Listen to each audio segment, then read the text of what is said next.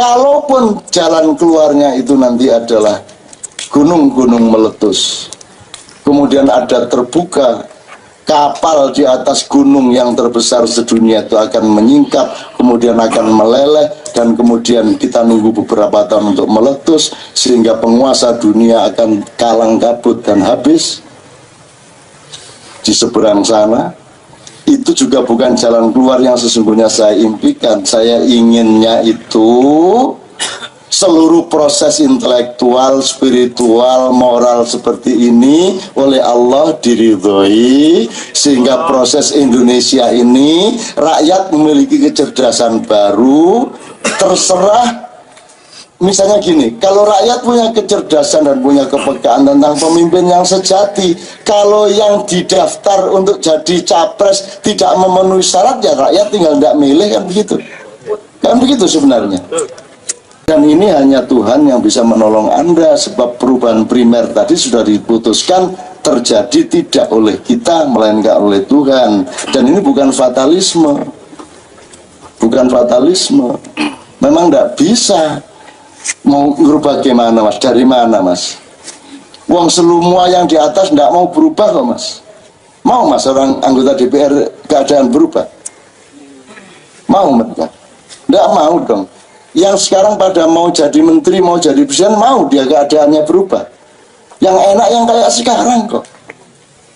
Gitu loh.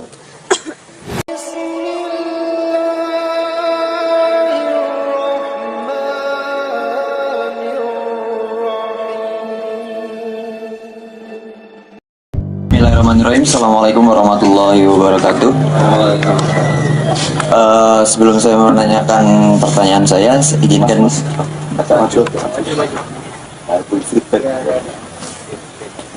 halo tes. Izinkan saya memanggil tokoh di depan kita ini yang kita kenal dengan Cak Nun dan MH sebagai Pak Najib, karena saya juga jujur saja baru berkenal baru saja, jadi saya tidak kenal MH. Yang saya kenal adalah pemikiran-pemikiran dari nama asli beliau, MH Ainun Najib. Jadi Pak Najib,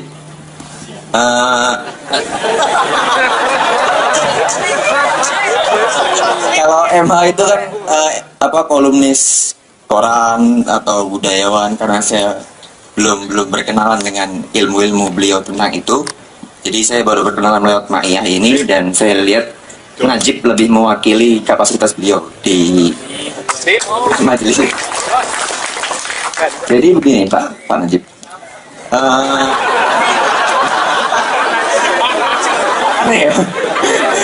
kita biasa kan yang aneh-aneh. Oke, saya tidak akan menanyakan sesuatu yang sifatnya informatif, karena sesuai dengan aturan main Ma'iyah ini, informasi menjadi tidak signifikan di depan cara berpikir. Informasi yang buruk di depan cara berpikir yang baik, dia tidak akan menjadi buruk. Begitu juga sebaliknya. Jadi yang akan saya tanyakan tentang cara atau dimensi proses, nanti kita bahasa saya ke depannya. Dimensi proses ini saya lihat seperti struktur wayang tadi, di mana pangkal dan ujungnya sama. Ya, ini satu titik. Kalau tadi dimensi wayang Semar ya Pak ya. Kalau di dimensi proses ini saya lihat ujung dan pangkalnya adalah sama-sama sebuah pertanyaan. Jadi dalam kita yang Ma'iyah ini aslinya kan dimensi proses. Kita tidak, saya menanggapnya bukan kita. Saya menanggapnya kita sama-sama menikmati proses ini. Kalau untuk mencari solusi ya solusi seperti apapun, nah kalau masih manusia ya masih akan ada proses selanjutnya. Jadi kita lebih menikmati prosesnya aja. Jadi pertanyaannya adalah dalam titik yang sama antara ujung dan pangkalnya, ya ini kalimat atau yang ini pertanyaan. Bagaimana cara kita untuk tetap istiqomah, bukan istiqomah. Bagaimana cara bertanya yang benar sehingga kita istiqomah menikmati proses ini atau dimensi proses ini. Situ aja. Kalau ini dianggap sebuah pertanyaan, saya mohon jawabannya. Tapi kalau ini dianggap sebuah komentar, saya minta tanggapannya. Terima kasih. Assalamualaikum warahmatullahi wabarakatuh. Assalamualaikum warahmatullahi wabarakatuh. Nami kulo Ahmad Muhyiddin. pengen tangklet mas saya. Bagaimana cara saya ini bisa hancur Pak? Saya ini bingung Pak. Ya bingung, jujur bingung. Ini giopo? Jeneng kok Ahmad Muhyiddin iki yo giopo? Bingung Pak. Iku mawon. Assalamualaikum warahmatullahi wabarakatuh.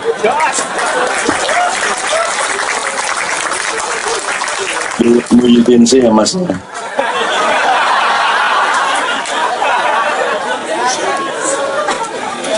Jadi ada tipologi nama yang kalau di Jogja itu di Ma'iyah yang sangat populer di Ma'iyah itu namanya Muhtasib. Nah, kalau di sini Muhyiddin. Jadi nggak tahu kenapa ada pola angger ono MMA ono itu favorit itu.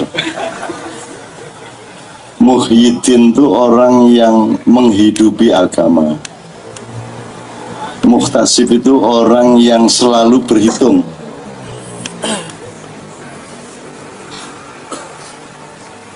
Bagaimana saya hancur? Hancur itu pertama pasti yang terkesan.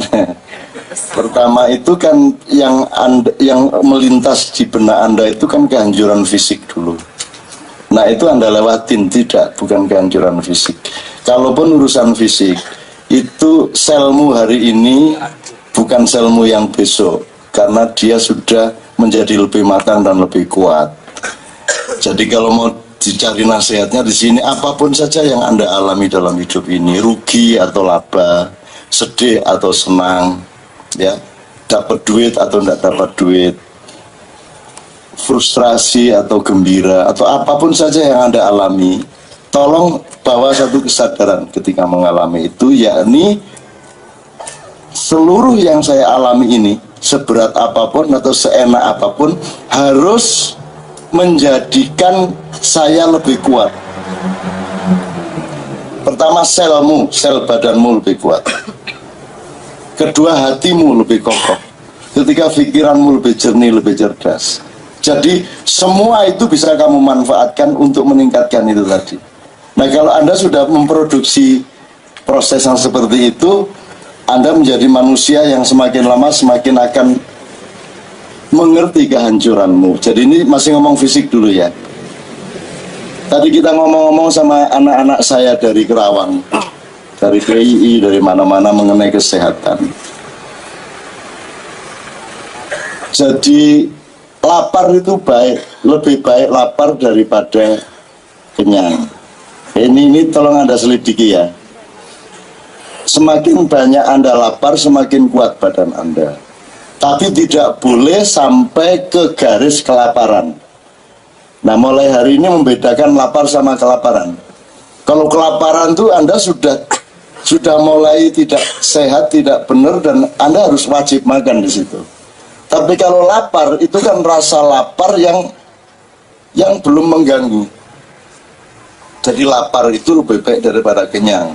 Maka Rasulullah mengatakan jangan makan sebelum lapar dan berhentilah makan sebelum kenyang, karena lapar itu lebih baik. Atau kalau kita lembagakan puasa itu lebih baik daripada tidak puasa.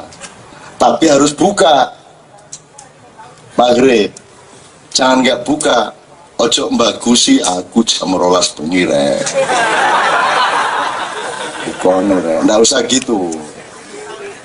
Udah, kamu taat aja, disiplin aja, maghrib buka. Meskipun sekedar air minum. Tapi pokoknya lapar itu baik. Kalau Anda ingin sehat, wetengiro ingkang luwe, kan jelas ya Mas. Nah, itu ngerti nggak dimensi kehancurannya di mana? Yang hancur adalah ide mengenai kenyang tuh. Nah itu jadi kehancuran itu Anda detail unsurnya apa, konteksnya apa, peristiwanya kapan, di mana, dan seterusnya. Jadi yang disebut kehancuran itu ketika Anda menemukan yang sejati dari yang palsu. Begitu Anda mendapatkan cahaya, kehancuran menjadi kegelapan menjadi hancur kan gitu. Tapi Anda harus bisa menciptakan cahaya dari kegelapan, sebagaimana Allah menciptakan kematian menjadi kehidupan dan menciptakan kehidupan menjadi kematian, begitu dibolak-balik. Jadi senang susah Anda jangan tolak, tapi kedua-duanya harus Anda bikin taat kepada Anda, bikin taat kepada Anda. Saya itu semua suruh taat sama saya, sepanjang itu hak saya. Saya tadi cerita mengenai moco itu mas, umur suita yang gitu nih sama moco ta. Umur 61 ini loh, emang bisa baca. Saya kan pakai kacamata dulu waktu di KC ya. Ya tapi kan saya tidak bisa tertib mas, tiap hari pergi ke sana kemari, ntar di panggung ketinggalan, jadi hilang terus kacamata itu. Dan Allah menyayangi hambanya dengan tetap membuat hambanya itu membawa kelemahan kemana-mana. Jadi kalau Anda lupa, bersyukur kepada Allah, ya Allah, alhamdulillah Engkau masih bikin aku lupa sehingga aku tidak sombong kepadamu, kan begitu. Dani Ahmad sedang disayang sama Allah, diingatkan supaya dia lebih rendah hati, supaya dia lebih ingat kepada hakikat kehidupan, bahwa kamu tidak bisa terus-menerus berbuat seolah-olah tidak ada masalah dengan hidupmu. Maka kita menjadi rendah hati dan lebih waspada, berhati-hati kan gitu. Jadi kehancuran itu Anda temukan tiap saat, jadi ketika Anda kelas 1 naik kelas 2, kelas 1-nya hancur kan mas? Ngerti tak maksudnya? Ketika Anda sudah nasi kan berasmu hancur. Jadi yang disebut kehancuran itu Anda menapak terus, meningkat terus, berhijrah terus menerus. Itu keasikan yang luar biasa. Dan kalau Anda sudah menikmati keasikan proses, Anda tidak akan menomorsatukan dunia dan uang. Sekarang ini orang tidak mengerti bahwa kenikmatan itu, yang lebih nikmat itu bukan uang. Jadi serang orang kan ngertinya yang nikmat itu uang mas. Wah duit itu nikmat itu tok toh. Dia pengetahuannya sebatas itu tok. Padahal kenikmatan itu luar biasa. Begitu banyaknya kenikmatan hidup ini. Gitu loh. Kacamata tadi mas, karena saya dulu kacamata, karena saya lupa terus, saya dibelikan Mbak Via 2,5 juta kacamata permanen mas. Lo tak pakai sekali ke Bukit Tinggi sama Gandhi lo, kari mas. Wes gak taya-tayaan gak kacamata. Akhirnya mata saya, mata kamu ndak usah kacamata ya. Ngono. Oh nggih, sendiko. Itu mata saya akhirnya taat. Akhirnya latihan. Terus mata saya latihan. Dari setengah menit membaca ada 3 detik. Celing jelas. Ya, enggak apa-apa lumayan 3 detik. Nanti latihan lagi 1 menit. Loh, 5 detik celing. Besoknya meningkat 10 detik. Meningkat 20 detik, 30 detik, lama-lama 1 menit full celing, kelihatan tidak ada masalah. Jadi saya baca sekarang tidak ada masalah. Mau huruf terkecil di handphone Anda sini tak bacanya. Gitu loh. Cuman saya tidak tega sama penjual kacamata. Ini masalahnya.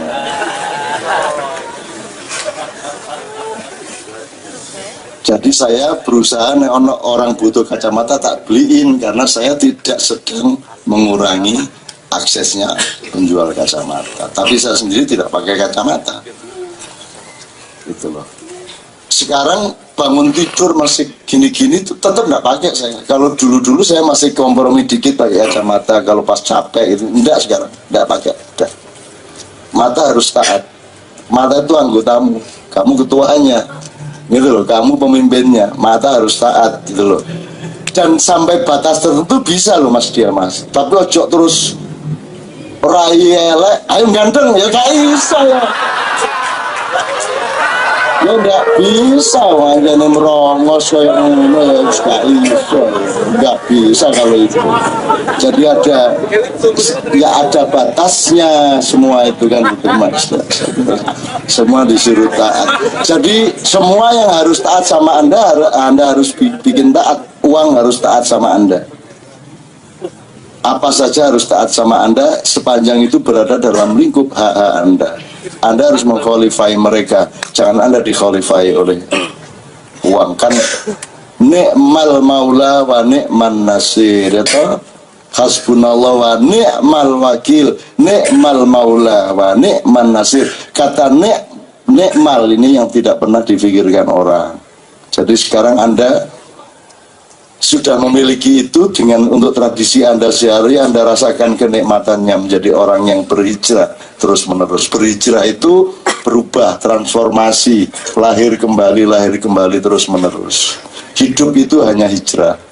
Tidak ada peristiwa lain dalam hidup kecuali peristiwa hijrah. Coba sebut apa? Sebut peristiwa apa? Itu semua peristiwa hijrah. Beli bakso itu menghijrahkan bakso dari gerobak ke perutmu, menghijrahkan uang dari dompet ke lacinya jual bakso. Tidur sama istri menghijrahkan apa? Macam-macam yang hijrah ya Pak. Semua hijrah kok Mas. Apa saja yang tidak? Semua hijrah. Maka nyuwun sewu, nilai di dalam agama Islam yang terpenting bukan Muhammad. Maka tahun Islam bukan tahun yang didasarkan pada lahirnya Nabi Muhammad, tapi pada peristiwa hijrahnya Nabi Muhammad.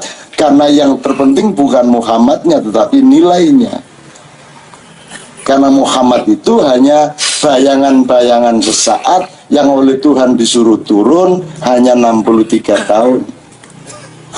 Sangat kecil prosentasenya dibanding jatahnya Nabi Nuh yang 3.300 tahun, Nabi Adam 970 tahun, dan seterusnya. Muhammad itu ya disuruh jadi Muhammad bin Abdullah sebentar 60 tahun, kalau kata orang Jawa sudah tahun. Terus orang Arab marah, 63 tahun loh, dereng mari kula ngomong iki. Yuswane Kanjeng Nabi suwida tahun, kan itu kan 60 tahun marah orang Arab. 63 punjul 3 tahun. Kamu sama orang Indonesia jangan sok-sok kamu tuh dengerin dulu toh. Dan itu tidak ada di seluruh dunia ada pola bahasa umurnya 60 tahun tambah 3 tahun. Nah, tidak ada, itu kan hanya itu menikmati hidup toh Mas, sangat menikmati hidup. Itu loh, itu menikmati proses Mas. Jadi 60 tahunnya disalahkan, ya memang tidak 60 kok, punjul 3 tahun karo muangkel sing ngomong. Kene wis kadung bangga, salah iku. Menurut kitab iki usaha punjul 3. Wis diapusi karo wong Jawa. Boleh ngelukis sekarang, ya ndak ngelukis. Nulis kaligrafi. Cuman kalau dilihat dari jauh kok gambar orang ya. Ya Mas. Bismillah itu kepalanya Bismillah Ar-Rahmanirrahim. Terus akhirnya kalau dilihat jauh gambar. Jadi dewan juri bingung, ini kaligrafi apa lukisan. Nah, makanya kebudayaan itu jangan distandarisasi. Melukis kok enggak boleh. Allah saja maha pelukis, Al-Musawwir. Allah maha perupa. Dia menggambar warna. Engkau dikasih 16 juta resolusi warna di komputermu, tapi burung bisa melihat lebih daripada 48 juta. Dan jin-jin melihat sekian triliun warna melebihi manusia, karena engkau hanya satu tingkat di bawah dimensi mereka. Apalagi iblis, malaikat melihat mosaik warna yang luar biasa. Allah maha pelukis. Nggak usah, nggak ada alam kamu potret jelek itu nggak ada. Udah, tempat kumuh aja dipotret malah jadi dapat hadiah Pulitzer internasional. Betul enggak? Begitu Anda lihat alam semua indah. Wah, luar biasa indah. Allah maha perupa, kene gak oleh. Yang nggak boleh itu orang ngimami kok lukisi gegere. Ono wong ngimami kok parani nggawa kuas res-res lah.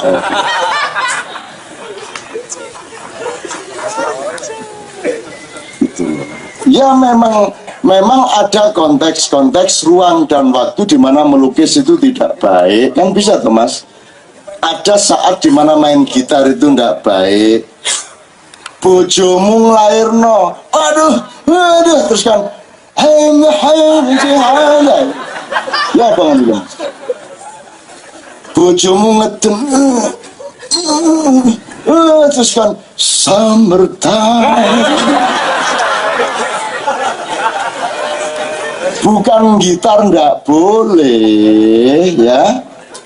Jadi kalau Imam Khomeini dulu melarang musik rock, itu maksudnya loh, ini Iran lagi benar-benar hancur kita selama Shah Iran. Sekarang kita mulai membangun. Nanti dulu toh, rocknya itu nanti dulu.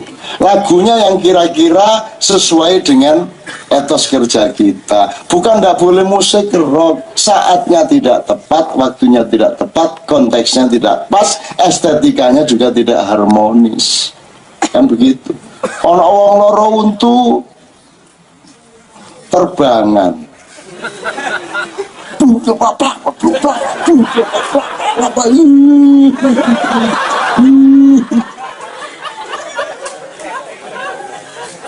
Kira-kira yang sampai ke langit bunyi terbang atau keluhan orang yang sakit gigi?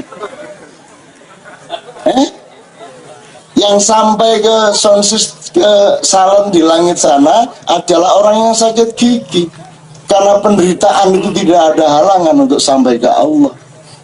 Tapi kalau kebahagiaan difilter luar biasa. Tapi kalau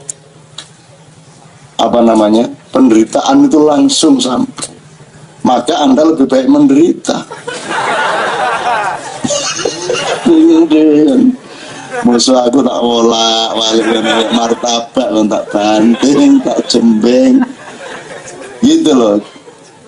Semua yang Anda alami diniati, ini bukan nasihat, diniati untuk gini.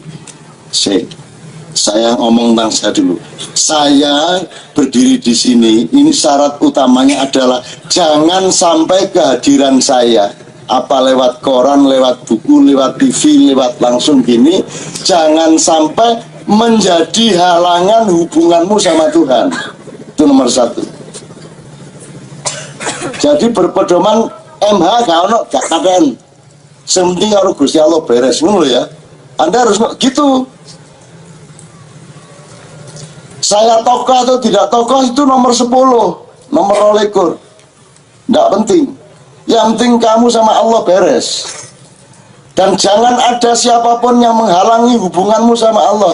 Karena sekarang ini dunia ini berada di antara kamu dan Tuhan. Kamu sholat dihalangi dunia. Nah isi dunia ini ikut menghalangi semua. Masalah politik bikin kamu jauh dari Tuhan, terhalang. Budaya, kadang-kadang ulama itu membuat kamu jauh dari Tuhan. Maka kalau kamu ngomong menurut kiai ngunu, gak menurut Allah. Duh, Gusti Allahmu kiai saya. Apalagi kiai itu tidak ada hubungannya sama Islam. Kiai itu urusannya adalah orang yang menghindar berdoa. Jadi di daerah Ponorogo, kalau di kampung itu kalau disuruh berdoa dia bilang kiai. Terus satunya ini sama kiai, kiai. Akhirnya satu terpaksa berdoa, sing berdoa jenenge kiai. Itu ceritanya asal usul kata kiai. Kiai, itu loh Mas, asal usulnya, wiki yo, kandani yo, angel gitu lah, epistemologi ini yang,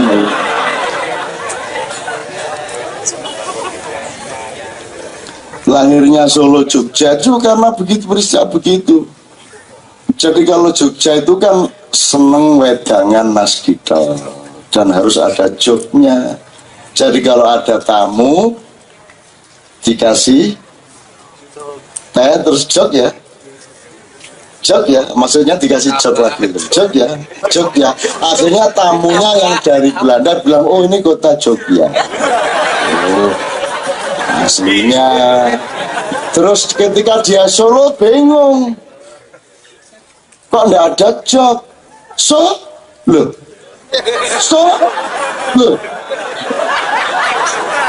karpe mana joknya? Kok nggak ada loh? Nah, akhirnya namanya Solo. Anda ini payah, nggak ngerti asal usul Anda. Wah, kapan-kapan mending saya ceramah gitu-gitulah yang sederhana. Anda ini aduh terlalu mengkerdilkan diri dengan mendramatisir segala sesuatu dihebat-hebatkan.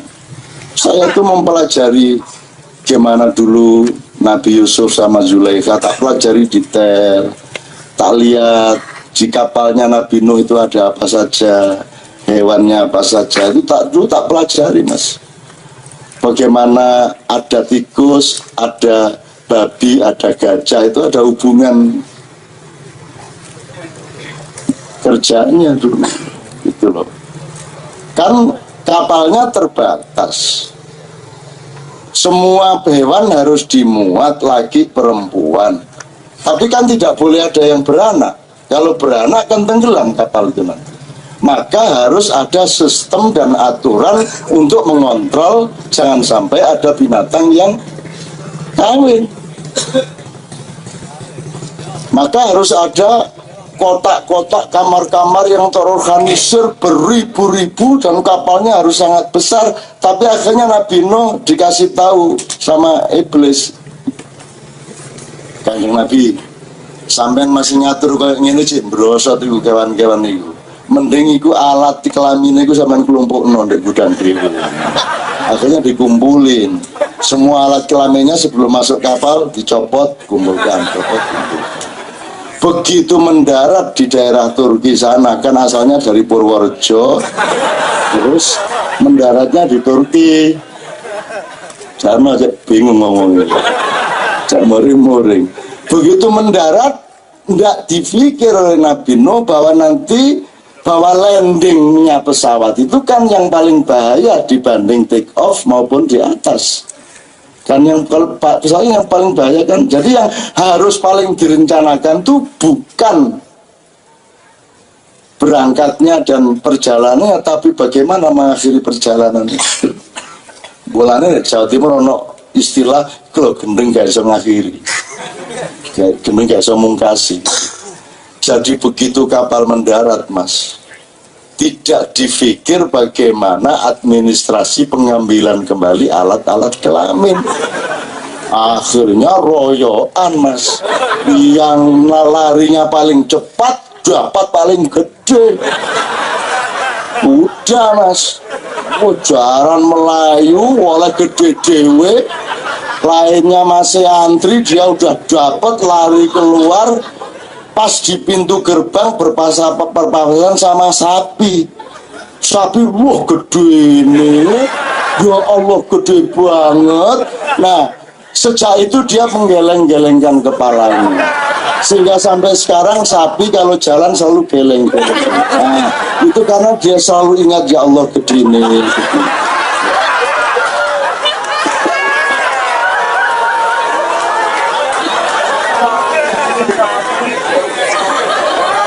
Ya dari tadi ilmu tinggi-tinggi terus ya. Mendingan ilmunya sapi sama kuda. Jadi mulai besok ketemu sapi mesti guyu. Beli sop buntut, ingat ya. Ini sop buntut enak nih gara-gara kuda itu duluan wis kejaran nganjane palu-palune banter dhewe lek bawet dhewe gandul sapi lulu kira-kira nggak ada di buku-buku, nggak ada. Anda harus khusus soal begini ke saya lah, soal begini nggak ada di buku lainnya, nggak ada. Cuman itu Yang gitu-gitu tuh kan dititipinnya ke saya, Mas. Wah, banyak riwayat-riwayat lain ngeluh sampai tak ceritane guyu kabeh kon. Tapi kadang-kadang sih sensitif ya, kadang-kadang nanti ulama-ulama bisa marah gitu loh. Tapi makanya saya hati-hati, tak kasih yang gitu-gitulah, yang kecil-kecil, yang gampang-gampang, yang kira-kira semua orang senang kan gitu. Kan senang semua tuh. Makanya tidak boleh ada sop kelamin kuda, yang ada sop buntut sapi gitu, karena itu etika antar makhluk.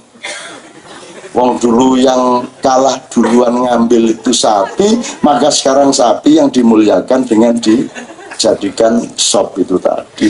Kuda jangan, kuda itu harus ditunggangi karena dia dulu enaknya sendiri di sini. Nah, saya tunggangi aja caranya itu, gitu loh Mas. Ya gitu, ini beneran sih, jangan mantuk-mantuk kamu ini.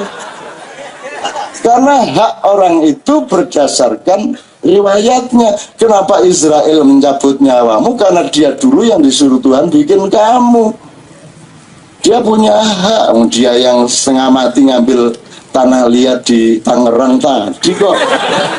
Terus dia yang bikin, yang mematung Adam, terus baru ditiup sama Allah 3 kali, wahai 3 kali. Nah, maka Israel yang oleh Allah diberi hak, dan nanti kamu yang, karena kamu yang mengawal kelahirannya, kamu yang mengawal kematiannya juga, gitu loh Mas.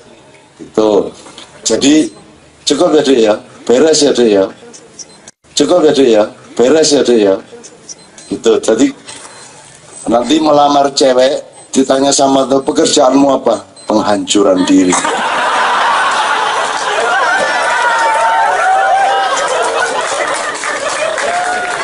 Ojo ngono kan, ditolak karo bapak kan.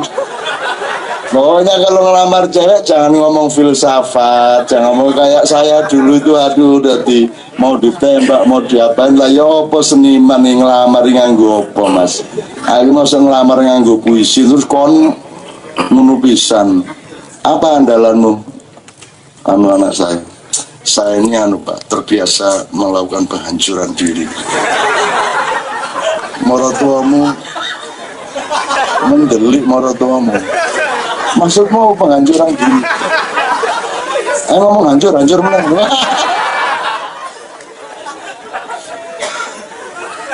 Itu oke.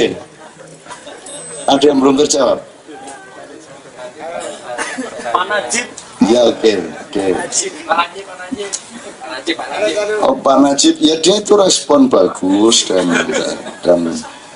ngerti artinya Najib Mas.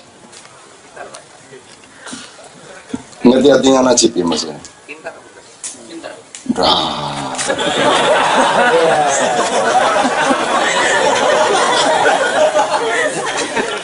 Najib itu apa Mas? Terjawab tadi dari Mas yang tadi tanya. Mas yang tanya setelah Mas Dadang tanya itu belum terjawab menurut saya. Ya, yang mana? Ini dia nanti. Itu yang nanya itu. Ya, sama Mas yang soal caleg dan presiden tadi juga masih belum puas. Ya saya memang sedang bikin Anda agak lupa-lupa, tapi ternyata masih ingat gitu ya. Karena di KC tidak ada standarisasi. Mas silakan Anda. Ya. Saya terima kasih untuk Najib ya, tadi untuk Najib saya terima kasih. Terima kasih Canon. Assalamualaikum warahmatullahi wabarakatuh. Saya terima kasih juga kepada Mas yang nomor 2 dari barusan tanya dari setelah Mas Dadang. Terus tadi saya istrikan Mas Canon tadi katakan bahwa katakan bahwa pemilu 2014 nanti ya kan Mas itu tanya bahwa setelah nanti 2014 itu terpilihnya caleg-caleg dan dekat ya. Jadi pertanyaan itu ya, esensi yang saya tangkap itu adalah bahwa nanti 2014 itu menurut Canu itu seperti apa pemimpin itu? Itu kan itu ya satu. Yang kedua, artinya dari esensi pemilu seperti apa itu oleh karena itu saya cuma ingin menyambung dari Cak Nun tadi, itu kan bisnis mereka berdagang. Oleh karena itu, karena melihat carut marutnya Republik saat ini, dagang sapi segala macam, impor yang tidak beres di negeri ini, satu menteri dan menteri lainnya sudah tidak beres, tapi yang itu udahlah, sudah dijelaskan semua oleh Cak Nun tadi. Tapi yang menurut oleh karena itu esensi saya bahwa sebagai warga negara ini keterlanjutan saya atau teman-teman di sini sebagai warga negara. Loh, kalau nanti 2014 nanti seperti ini nih juga, apa sebagai seorang intelektual atau tanggung jawab moral apa kita ini sebagai wah, itu persoalan. Lalu kalau kita membiarkan ini terus 2015 terus nanti seperti ini lagi, loh, wallahu a'lam bishawab. Itu ada kegalauan kita sebagai warga negara. Coba kita melihat bahwa bagaimana Cak Nun melihat itu sebagai apa filosofinya kah, apakah tata negaraan kita kah, atau mungkin dari tadi Cak Nun sudah menjawab dari urutan dari zaman Majapahit sampai sekarang. Itu coba diperkirakan prediksi. Takutnya nanti kalau negeri ini terkorup terus gila ya. Kita membiarkan kejahatan di Republik ini berjalan terus, continue. Lalu ada cucu kita mau dikemanakan? Itu, ini memang keserius, tapi ya itulah gaya-gaya bahasa yang. Terima kasih. Ya, diterusin Mas yang ini tadi supaya satu konteks ya, masih satu rangkuman. Kiai Kanjeng nuwun sewu, jujur saya masih belum puas dan merasa belum beres. Sudah dua penanya, ternyata hatinya hampir sama. Jadi mohon Cak Nun diterangkan dawuhipun Gusti Allah dalam surat A'raf. Itu makanya panjenengan yang melengkapi, saya hanya belajar sepotong. Sampean omongkan ayatnya Yeah. Rumah sama aku ngerti ini.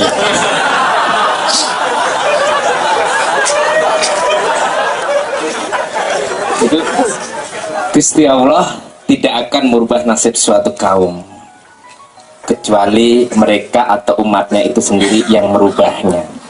Lantas kembali lagi, kami yang anggap bocah angon arek deso yang pengen belajar jadi aktivis ini memandang, kalau boleh mencintai negeri ini, momentum 9 April 2014 itu adalah DPR adalah yang membuat undang-undang, Presiden adalah yang punya kuasa penuh mau diarahkan kemana ini NKRI. Nah, kula nyuwun bagaimana yang terbaik dari masyarakat ini untuk memilah dan memilih untuk lebih baik negeri kita ini ke depannya. Matur suwun. Assalamualaikum warahmatullahi wabarakatuh. Ya innallaha la yughayyiru ma biqaumin hatta yughayyiru ma bi anfusihim. Pemahaman dasarnya yang lebih primer melakukan perubahan itu kauminnya apa Allahnya? Allahnya kan? Allahnya apa orangnya?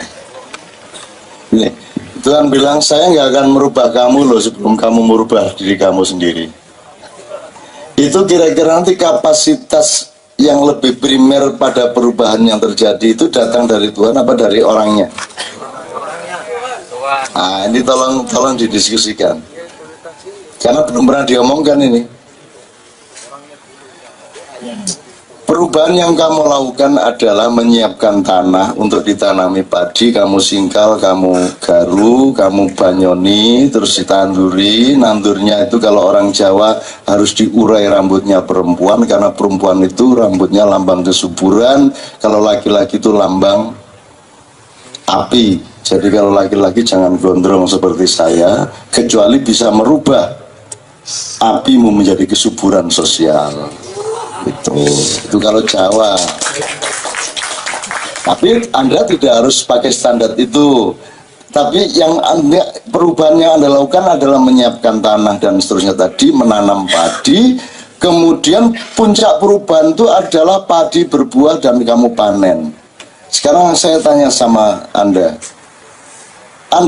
tadi menyiapkan tanah, terus Anda menanam padi.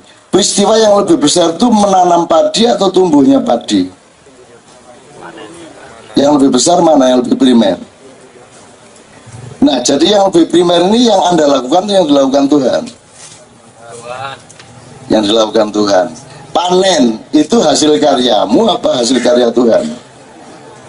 Karya Tuhan. Demikianlah juga Indonesia yang besar dan krusial ini. Jadi kalau Anda jadi pengawas pemilu, Anda niatnya adalah supaya Allah merubah. Tapi Anda jangan niatkan terlalu serius bahwa pengawasan Anda akan merubah pemilu. Karena Anda tidak mampu menumbuhkan padi dan tidak mampu bikin padi panen. Yang saya lakukan dengan KC, dengan Ma'iyah, dengan tanggal 28, dengan teater, dengan semua itu sebenarnya hanya nyingkal tanah, hanya nanam padi. Tapi saya tidak mampu menumbuhkan padi dan saya tidak mampu membuat padi itu panen. Gitu loh Mas.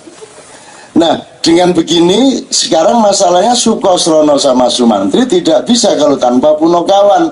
Punokawan ini sebenarnya satu jenjang saja untuk memahami bahwa harus ada peran di atas manusia, harus ada peran spiritual, harus ada peran dari Allah dengan malaikatnya. Malaikat itu artinya aparat-aparatnya, birokratnya, perdana menteri, menteri, dirjen, irjen, sampai kepala bagian, kepala dinas, bupati. Allah punya semua, punya semua. Allah menumbuhkan padi, tapi tidak Allah langsung menumbuhkan padi. Allah boleh punya staf yang urusan padi. Allah boleh punya staf yang urusan Gunung Merapi. Nah, masalahnya begini Mas, seperti yang Anda tanyakan. Kita tidak usah mengeluh lagi lah tentang hancurnya kita ini ya Mas ya. Satu contoh begini deh. Anda kan sekolah nih. Sekolah itu kan untuk ngerti, menggunakan logika bahwa yang baik begini, yang baik begini, yang ada ekspektasi, ada spesialisasi, bahwa yang Menteri Pertanian adalah orang yang satu mencintai para petani, nomor dua mengerti betul dunia pertanian sampai soal tanam pertaniannya, sampai bisnis pertaniannya dan konstelasi politik pertaniannya. Seorang menteri harus menguasai itu semua dalam rangka menyejahterakan para petani dan rakyat Indonesia, kan begitu.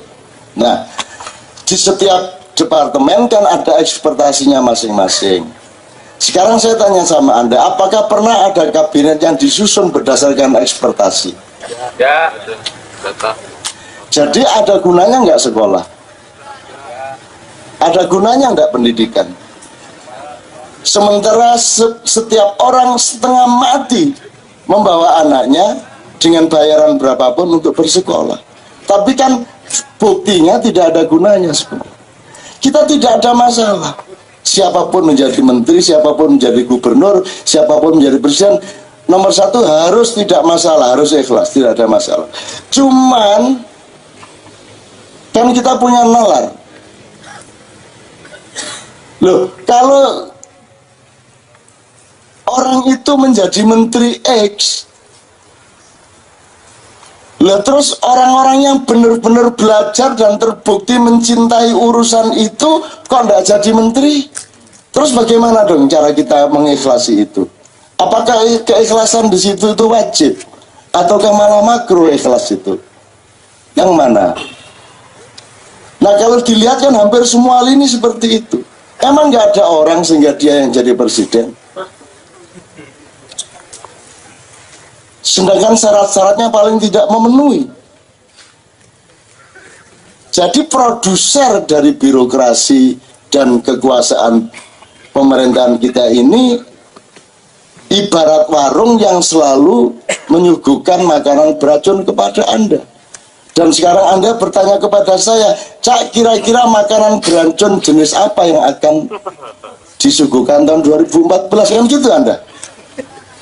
Artinya Anda masih percaya kepada warung itu. Betul enggak? Apakah saya harus menjawab bahwa loh saya tidak akan mengandalkan warung itu untuk perubahan yang beneran? Tapi kan saya tidak bisa terang-terangan sampai sedasar itu, Mas. Saya kan masih harus menghormati dan kasihan juga lah kalau saya ngomong sampai. Makanya tadi saya berdoa mudah-mudahan Anda punya negara. Mas nggak ngerti artinya. Karena saya tidak anggap ini negara. Gini kok negara, gitu kok presiden, gitu kok menteri. Masa menteri mengendalikan harga garam aja nggak bisa. Masa ada menteri, masa Brambang sauno regani, Lombok sauno regani, kan begitu, masa kedelai. Kan itu, jadi kan secara hakiki itu bukan menteri, secara hakiki itu bukan presiden. Anda masih menanyakan lagi kira-kira produser yang sama akan memproduksi presidennya bagaimana, kan gitu yang Anda tanyakan. Nah saya kan kalau kita mengatakan loh saya tidak percaya kepada warungnya. Saya menghendaki perubahan yang tidak cukup dilakukan oleh Sukosrono maupun oleh Sumantri. Maka kita membutuhkan peran-peran yang lebih besar, yang lebih tinggi. Itulah sebabnya kita bikin KC. Tidak untuk berafiliasi kepada politik tertentu, tapi kita setor sama Allah. Ya Allah, kami sudah nyingkal tanah. Ya Allah, kami sudah tanam padi. Ya Allah, kami sudah toleran kepada burung-burung, kepada roh-roh, kepada makhluk-makhluk lain. Kami sudah bikin sesaji di perempatan. Ya Allah, jadi semua itu saya pakai sebagai sesaji kepada Tuhan. Karena yang bisa merubah ini tadi siapa? Tuhan. Tapi kalau saya ngomong langsung supaya Tuhan, nanti orang bilang Cak Nun fatalis, lari dari rasionalitas ke mistik, kan gitu. Enggak semua anggitmu kan bisa ngerubah raimu tak. Mengerubah anak kita aja setengah mati kok. Gitu loh. Udah sekarang kamu ketemu si Vicky itu coba kamu rubah kalau bisa. Malah kena konspirasi hati kamu. Gitu loh.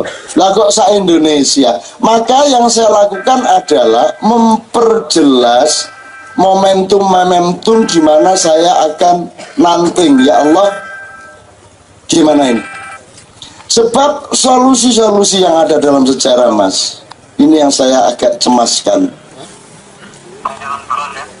Kalau solusi Indonesia mengandalkan pemilu, kan Anda sudah jelas nggak? Ya nggak bisa lah memproduksi. Sebelum saya ngomong langit ya, kita tuh saking miskinnya, saking laparnya, itu ada makanan dikit itu waduh udah senengnya luar biasa. Orang Indonesia ini kayak orang yang disandera yang akhirnya mencintai penyanderanya. Itu namanya hostage syndrome. Jadi kamu saya culik, terus Andi saya suruh jaga kamu. Kamu kan marah tuh sama saya, sama Andi, sama semua. Tapi kamu lapar malamnya. Terus Andi kelihatan kok loh, ya Andi kok mau yang manggil ngambilin air. Terus bawa bungkusan makanan. Terus ngawasi terus, kamu mau kencing kamu diantar meskipun kamu di borgol itu ya. Hari kedua kamu mulai berkesimpulan Andi ini sebenarnya orang baik, dan gitu kan. Nanti hari ketiga kamu cinta sama Andi. Nomor 4, ketika kamu diambil oleh polisi dan penculiknya akan ditangkap, kamu bela dia, jangan dia orang baik, kan begitu. Itulah yang kamu alami sekarang. Hanya sekedar mengambilkan makanan, hanya sekedar memberikan air segelas, kamu jadikan pahlawan, seolah-olah dia satrio piningit. Padahal ya memang begitu seharusnya. Itu tidak ada yang hebat tuh ya, wajar-wajar saja seperti itu. Gitu loh Mas. Ya dia mesti dong ngasih makan Anda, masa nggak kasih makan Anda? Kita bikin monorail kayak bukan apa sih lah, sejak dulu dong mestinya bikin, mau dari dulu duitnya segitu banyak kok. Kan begitu. Nah kita jangan menjadi orang yang tersandera yang akhirnya mencintai penyandera secara tidak objektif. Itu masalahnya saya. Saya tidak ada masalah siapapun jadi presiden. Tapi gimana sih Mas, kalau Anda punya istri, ya, terus Anda pamit sama istri Anda, sebentar saya mau cari istri yang di sana yang lebih cantik, boleh enggak istrimu? Kamu wali kota, terus kamu melamar jadi gubernur. Ketika kamu masih jadi wali kota, seandainya kamu tidak diterima, kamu balik jadi wali kota. Karena kamu diterima, kamu tinggalkan istrimu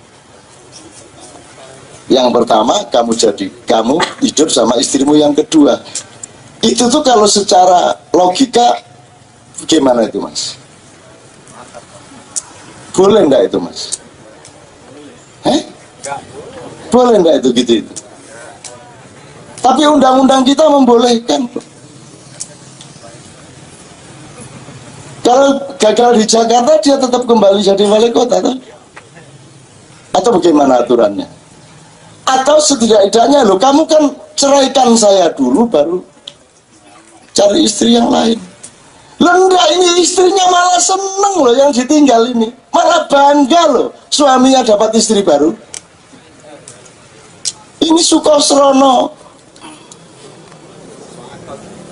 Jadi nek cara Jogja lah piye Sumantrine wis do asu kabeh, Sukosrono ini pekok kabeh gitu loh. Kalau cara Jogja. Jadi kalau pertanyaan Anda saya jawab gini Mas, Anda ini nanya hal yang sama dengan saya. Dan saya sedang mencari jawaban, mempercepat jawaban itu sebenarnya dengan cara memperbanyak sesaji saya itu. Maka saya ikhlas melakukan kayak gini dimanapun. Keliling, besok kita hampir di dekat Palembang sana, besok malam. Nanti jam 7 saya sudah harus di airport. Dan itu saya lakukan tiap hari di mana-mana, bukan supaya saya jadi apa-apa, supaya Allah sayang sama kita dan tidak memakai formula yang kemarin-kemarin. So formula yang sudah ada tuh formulanya semua fisik Mas, gunung meletus, gempa bumi. Jadi kam min qaryatin ahlaknahu, ya tak? Betapa banyak negeri-negeri yang aku hancurkan dan aku ganti dengan umat yang baru, kan begitu. Kalau jalan keluarnya adalah 5 gunung meletus di Pulau Jawa bareng-bareng, kemudian Jakarta akan ikut hancur lebur. Kalau itu jalan keluarnya, terus apa gunanya kita bikin KJ? Anda yang ikut KJ juga Anda ikut tenggelam, ikut hancur. Nah, kita mohon sama Allah jalan keluarnya, jalan keluar yang lebih kualitatif, jalan keluar yang merupakan formula perubahan yang lebih bermutu, tidak fisik. Sebab kalau gunung Merapi meletus, gempa tidak milih orang baik, nggak ada kok gempa milih-milih, wah ini rajin sholat nggak kena gempa. Terus habis dari, kalau zaman dulu nih, wah ini senengannya ke doli kena gempa, gitu ya enggak. Enggak ada, Tuhan itu enggak punya sifat seperti itu. Tuhan itu uang curian dipakai untuk makan nasi, ya enak tetap nasinya. Itu namanya rahmat gitu loh Mas. Bukan kok uang korupsi terus dipakai beli sop buntut terus sop buntutnya pahit. Enggak, ya tetap enak. Itu namanya rahmat. Tapi ingin saya katakan sama Anda,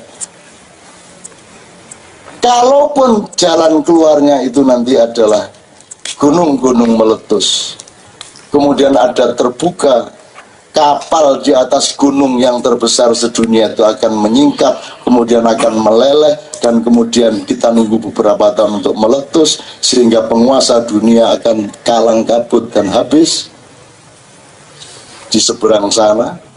Itu juga bukan jalan keluar yang sesungguhnya saya impikan. Saya inginnya itu seluruh proses intelektual, spiritual, moral seperti ini oleh Allah diridhoi, sehingga proses Indonesia ini rakyat memiliki kecerdasan baru, terserah misalnya gini, kalau rakyat punya kecerdasan dan punya kepekaan tentang pemimpin yang sejati, kalau yang didaftar untuk jadi capres tidak memenuhi syarat, ya rakyat tinggal tidak milih, kan begitu. Kan begitu sebenarnya. Karena tidak memilih adalah pilihan. Jadi dia memenuhi syarat untuk memilih, toh? Kalau punya akal. Gitu loh, Mas.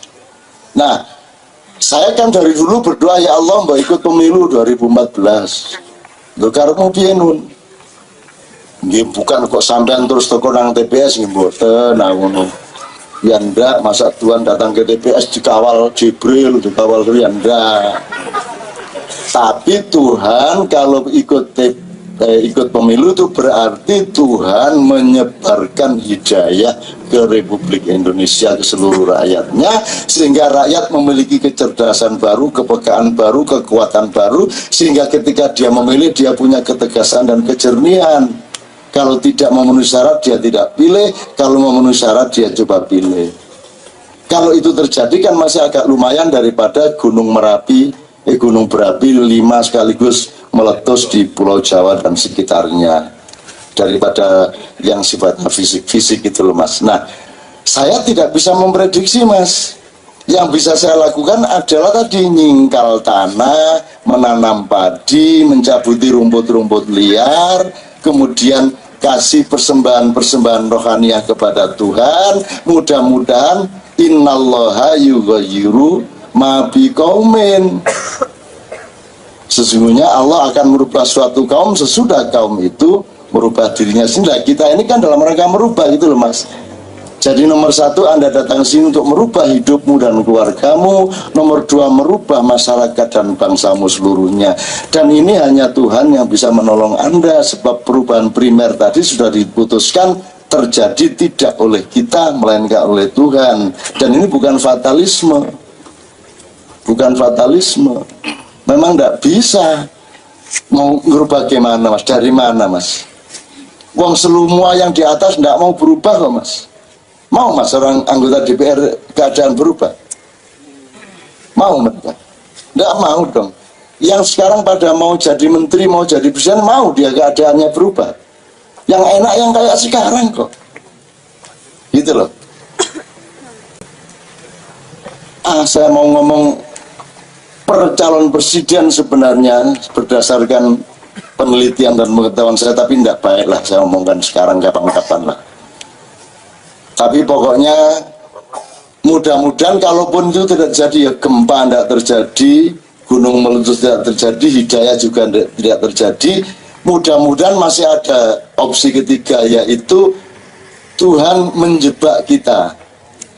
Dalam tanda petik, kadang-kadang Tuhan itu menyimpan sesuatu yang baik di balik sesuatu yang buruk. Itu juga bisa terjadi toh, Mas? Bisa nggak, Mas? Maling yang baik adalah yang menyimpan barang malingannya di tempat sampah, gitu loh, Mas.